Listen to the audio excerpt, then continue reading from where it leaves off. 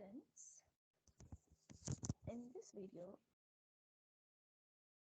are discussing about the meaning of return, meaning of risk, and the different types of risks associated with investment.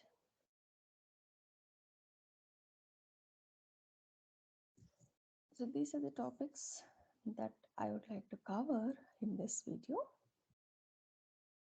Concept of return, individual security returns, rate of return, concept of risk, causes of risk, types of risk and return relationship, concept of diversifiable risk and non-diversifiable risk, and also we will be solving few problems on return and risk calculations of the individual securities.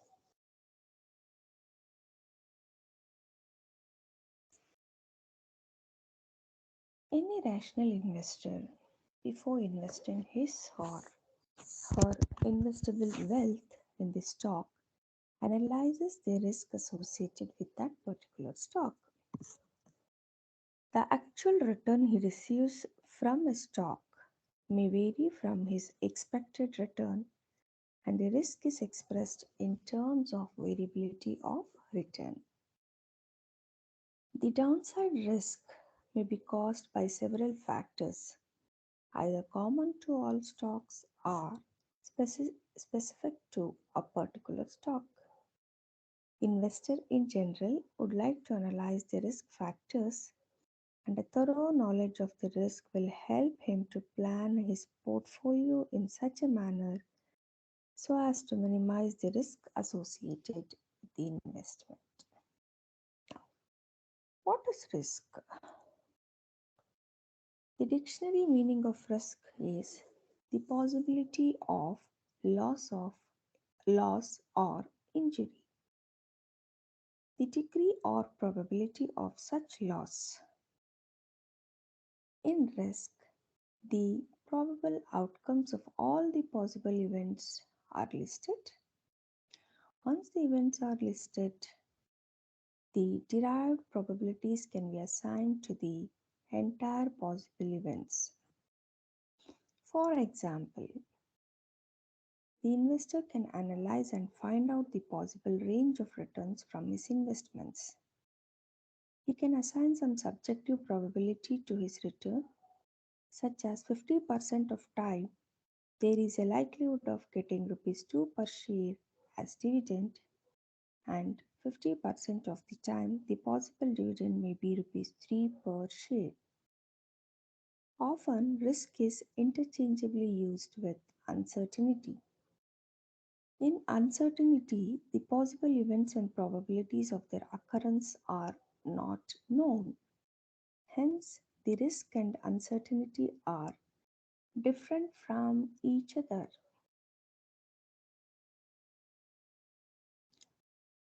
There are two components of risk, the systematic risk and the unsystematic risk. The systematic risk is caused by factors external to the particular company and controllable by the company. The systematic risk affects the market as a whole. In the case of unsystematic risk, the factors are specific, unique, and related to the particular industry or company.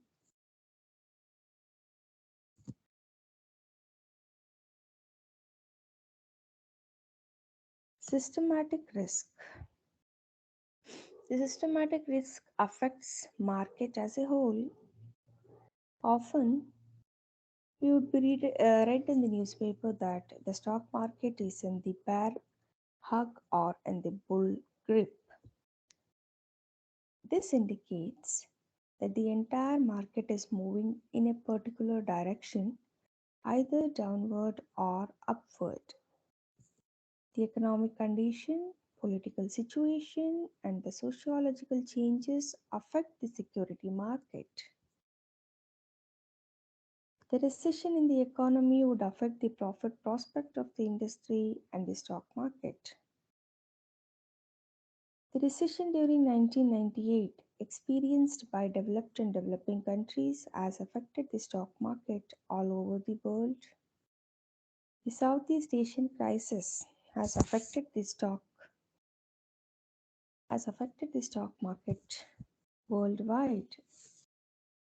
These factors are beyond the control of the company or the investor. They cannot be entirely avoided by the investor. It drives home the point that the systematic risk is unavoidable.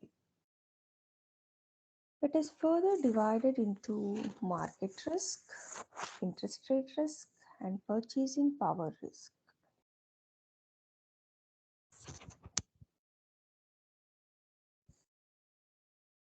What is market risk? Market risk is the portion of total variability of return caused by the alternating forces of bull and bear market. When the security index moves upward, halting for a significant period of time, it is known as a bull market. In the bull market, the index moves from a low level to the peak. Bear market is just a reverse to the bull market. The index declines, halting from the peak to a market low point called trough for a significant period of time. During the bull and bear market, more than 80% of the securities prices rise or fall along with stock market indices. The forces that affect stock market are tangible and intangible events. What are tangible events? These events are real events like earthquake, war, political uncertainty, fall in the value of currency, etc. Another example that can be cited is the Pokhran blast on May 13, 1998, and the fall of BSE Sensex by 162 points. Impending sanctions dampened sentiments and foreign institutional investments. Selling of stocks set a bare face. Several examples like fall in the value of rupee and post-budget can be cited for triggering the bear phase. Intangible events are related to market psychology. The market psychology is affected by the real events, but reactions to the tangible events become overreactions and they push the market in a particular direction. For instance, the bull run in 1994, foreign institutional investments and liberalization policies gave buoyancy to the adequate supportive fundamental factors showed up. In 1996, the political turmoil and recession in the economy resulted in the fall of share prices and the small investor lost faith in the market. There was a rush to sell the shares and the stocks that were floated in the primary market were not received well. Thus, any untoward political or economic event would lead to a fall in the price of the security, which would be further accentuated by the overreactions and the herd like behavior of the investors. If some financial institutions start disposing the stocks, the fear grips in and spreads to other investments, which results in a rush to sell the stocks. The actions of the financial institutions would have a snowballing effect. This type of overreactions affect the market adversely and the prices of the scripts fall below their intrinsic values. And this is beyond the control of a company or an investor. Interest rate risk. Interest rate risk, it is the variation in the single period rates of return caused by the fluctuation in the market interest rate. Most commonly, interest rate risk affects the price of the bonds, debentures, and stocks. The fluctuations in the interest rate are caused by the changes in the government monetary policy and the changes that occur in the interest rates of treasury bills and government bonds. The bonds issued by the government and quasi government are considered to be the risk free bonds. Investment in the risk free bonds. If higher interest rates are offered, investor would like to switch his investments from private sector bonds to public sector bonds. If the government to tide over the deficit in the budget floats in to tide over the deficit in the budget floats a new loan or bond of higher interest rate, there would be a definite shift in the funds from low yielding bonds to high yielding bonds and from stocks to bonds. Likewise, if the stock market is in a depressed condition, investors would like to shift their money to the bond market to have an assured rate of return. The best example is in April 1996, most of the initial public offerings of many companies remained unsubscribed, but IDBI and IFC bonds were oversubscribed. The assured rate of return attracted the investors from the stock market to the bond market.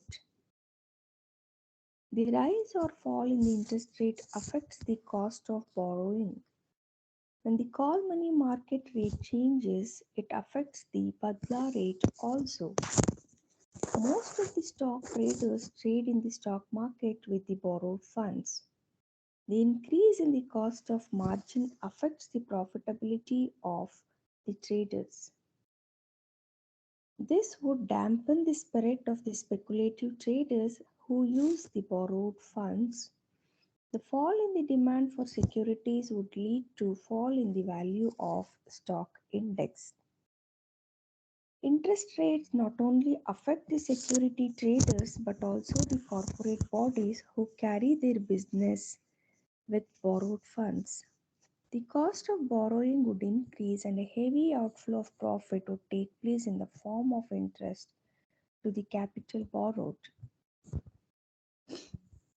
This would lead to a reduction in earnings per share and a consequent fall in the price of share. Purchasing power risk. Variations in the returns are caused by the loss of purchasing power of currency also. Inflation is the reason behind the loss of purchasing power. The level of inflation proceeds faster than the increase in capital value. Purchasing power risk is the probable loss in the purchasing power of the returns to be received. The rise in price penalizes the returns to the investor, and every potential rise in price is a risk to the investor. The inflation may be demand pull or cost pull inflation. In demand pull inflation, the demand for goods and services are in excess of their supply. At full employment level of factors of production, the economy would not be able to supply more goods in the short run, and the demand for products pushes the price upward. The supply cannot be increased unless there is an expansion of labor force or machinery for production. The equilibrium between demand and supply is attained at a higher price level. The cost push inflation, as the name itself indicates, that the inflation or the rise in price is caused by the increase in the cost. The increase in the cost of raw material, labor, and equipments make the cost of production high and ends in high price levels. The producer tries to pass the higher cost of production to the consumer. The laborers or the working force try to make the corporate to share the increase in the cost of living by demanding high wages. Thus, the cost push inflation has a spiraling effect on price level. The changes in the price levels are measured by the Consumer Price Index for industrial workers. This index uses a basket of goods used by the industrial laborers in different parts of India. Wholesale price index is also used to measure the inflation.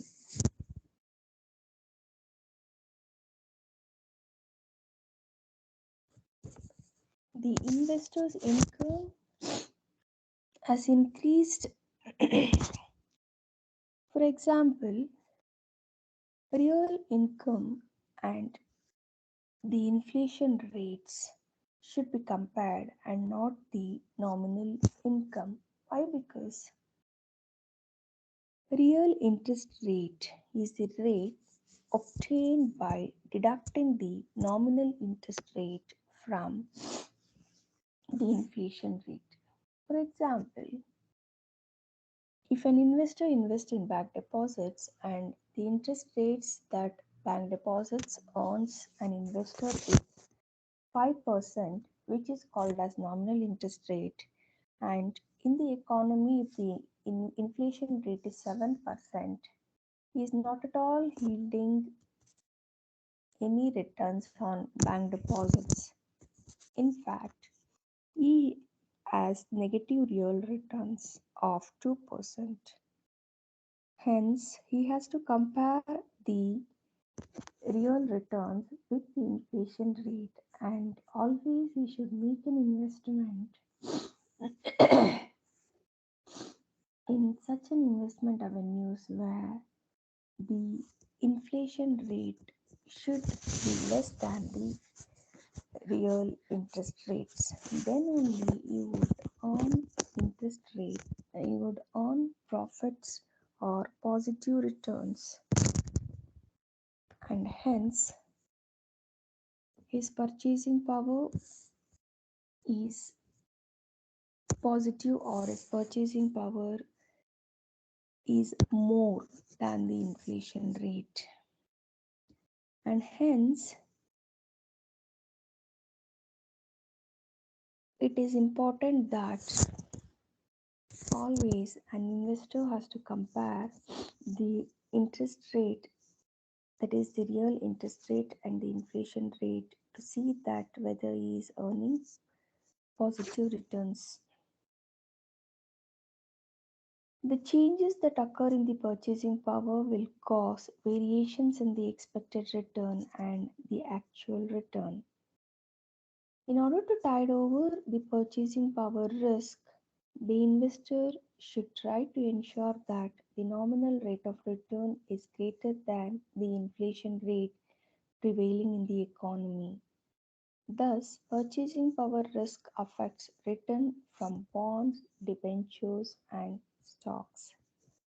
So, students, I hope it is clear about the different types of systematic risk caused due to the changes in the market factors and which is not under the control of any corporate or any individual.